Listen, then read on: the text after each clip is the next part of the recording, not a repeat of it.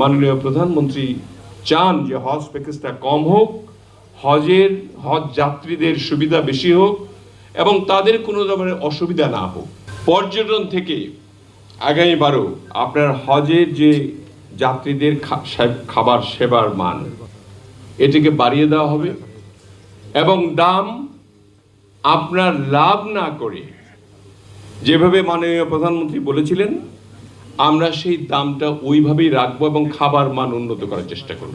যতটুকু সম্ভব আমরা কমানোর চেষ্টা করেছি। আমরা একটা গরিব দেশ, যারা হজ করে বিশেষত গ্রামের মানুষ জমি জমা বিক্রি করে অথবা অনেক সঞ্চিত অর্থ অনেক দিন থেকে সঞ্চয় করছে, আমি হজ করব, আমার পাপ মোচন হবে, আমি আমার ফরজ কাজটা করব, আমি মৃত্যুর পর বেহেশতবাসী হব, এই যে একটা আকাঙ্ক্ষা আশা, এই নিয়ে মানুষ এগুলো সঞ্চিত করে মানুষ যেতে চায় হজে।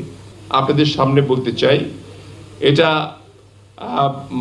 আমি হয়তো কায়কোবাদ ভাইয়ের মতো ওইরকম মানে ধার্মিক অতটা বেশি নয়, কিন্তু আমি ইমানদার ব্যক্তি, আমিও 5 ওয়াক্ত নামাজ পড়ি। আজকে আমার মনে হয় 111 থেকে আরম্ভ করে এটা অ্যারাউন্ড কত হলো, মানে 111 হয়েছিল 2006, এখন 2026, 20 ইয়ার্স। আমার মনে হয় না আমার 1 ওয়াক্ত নামাজ কামাই হয়েছে। আমাদের মাননীয় প্রধানমন্ত্রী জাকাত ফান্ড নিয়ে একটা ব্যবস্থা করছেন, সেখানে অনেক টাকা আসবে।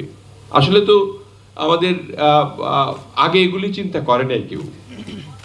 আমাদের এই জাকাত ফান্ডের টাকাগুলি দিয়ে হজের এখানে কিছু ভর্তুকি দেওয়া যাবে কিনা, যারা হজ করতে পারে না, একদম গরিব মানুষ, জাকাত দিয়ে হজ হয় কিনা আমি জানি না, হবে না।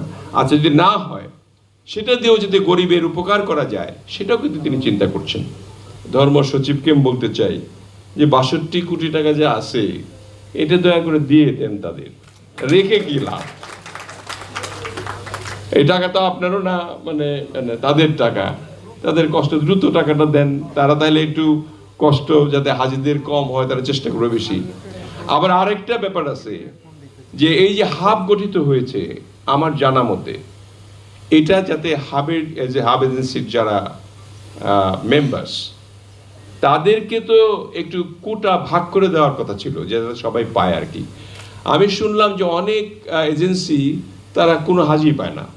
90% মানে মানুষ মুসলমান, এটার মুসলিম কান্ট্রির মতো, মানে 10% অন্যান্য আছে আর বাকি সবাই আমরা মুসলমান।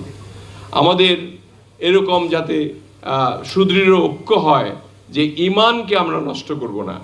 আমাদের মানে এই 5টি স্তম্ভ যে আছে, হজ, জাকাত, নামাজ, রোজা, ইমান, এগুলি যাতে আমরা ঠিক রেখে আমরা চলতে পারি, এই হোক আজকের আমাদের এই অনুষ্ঠানের শেষ কথা।